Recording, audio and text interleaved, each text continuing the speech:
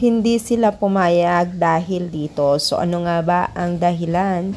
So, bago natin ipagpatuloy natin pag-support today's video, kung bago ka pa lang sa aking channel, please subscribe po, like, and pakit na rin po natin guys ang notification bell upang ma-update po tayo tuwing ako po nag-upload sa mga viral and trending video. So, alam niyo ba guys na maraming nagsasabi lately na ang ating isang naging content ay naging bali-balita kasi ang maaring maging love team po ng isang bagong tinulungan ng Team Kalingap na may lahi, no?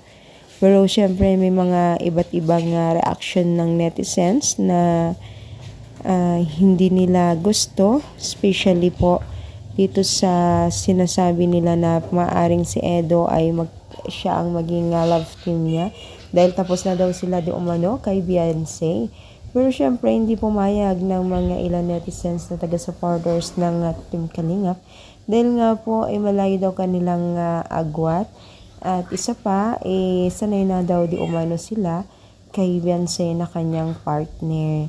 Syempre kung sino kasi yung nakasanayan na nila, ayun na yung tinatangkilik nila at wala nang iba, diba? Pero syempre may iba't iba pang ibang reaction nila na meron daw much better o much bata pa dyan na pwede nilang i-partner na napakagwapo. Yun ay yung partner na may lahi din, no?